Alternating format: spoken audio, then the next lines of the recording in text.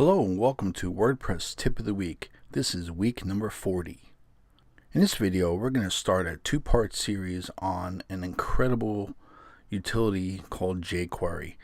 jQuery combines all the best of JavaScript and HTML all in one, and it allows you to do some really awesome things.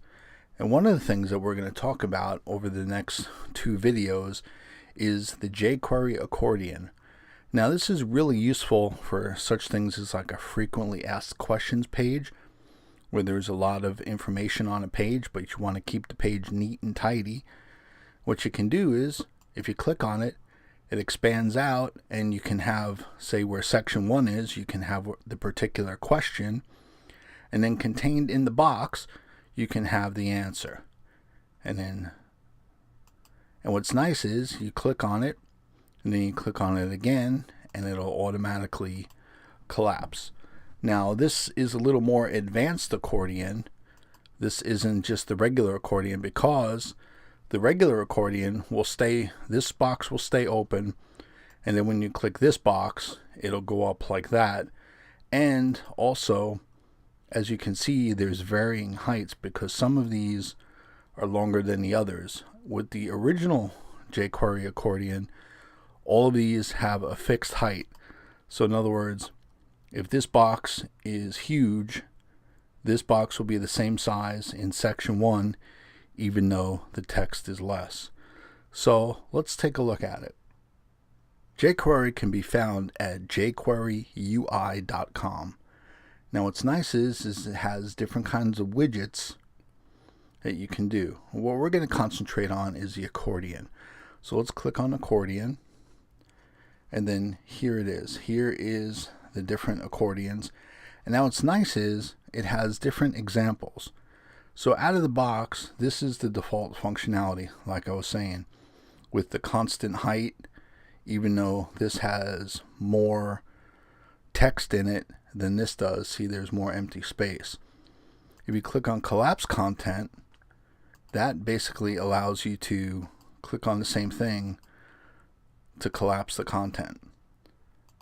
If you want to customize the icons, this will let you have nice little icons of different things, maybe like a plus and a minus sign or stuff like that. Fill space, in other words, only shows you a certain size and you have to have a scroll bar. So, and then no auto height. In other words, this doesn't have a set height. As you can see, the height varies, like in section 3 and in section 2 and so on. It varies according to the content. And then you have sortable. Okay, so basically you can reorder the accordions.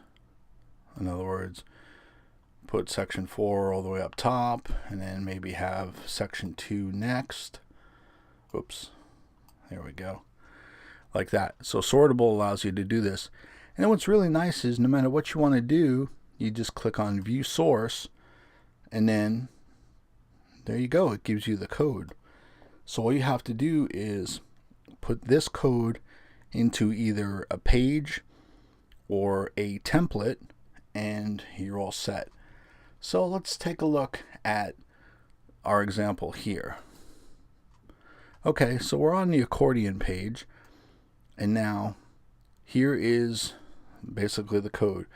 And what we're doing is we're referencing a style sheet located at code.jQuery.com, which is the base jQuery CSS, and then we're calling two scripts, jQuery.js and jQuery.UI.js. And then in between the script tags, we're calling a function. Now this function looks at the div ID of accordion and then applies the accordion to it. And in our case, all the headers are H3 tags, as you can see, H3 all the way down. Okay, and then collapsible is true, which in other words it will. Is it active? It's false. And then the height style is based on the content. So you go ahead and now structure wise, here's what you have to do. You have to wrap everything in a div ID called accordion, and then you're going to have within that div ID, then you're going to have your sections. Now H3 starts the section, and then here is another div. What you're doing is you're using paragraph tags to contain all the information. So this is the code for one section, and then from here down to here is the code for the next section, and so on. So what that does is, we're going to go over to Chrome here, and this is how it gives it to you. So as you can see, you can click on it and have different kinds of code and things like that. And what you can do CSS wise is you can actually change this blue, which is the default CSS by default. You can actually change this and make it red or orange or whatever. You can change the background, you can change the text color, you can do anything just by putting an overriding CSS into your style.css file. Okay, so that wraps up this week's WordPress tip of the week. I invite you to like and subscribe to our channel, and all new subscribers at the end of each month will be put into a drawing for a free WordPress course. So until next week, take care.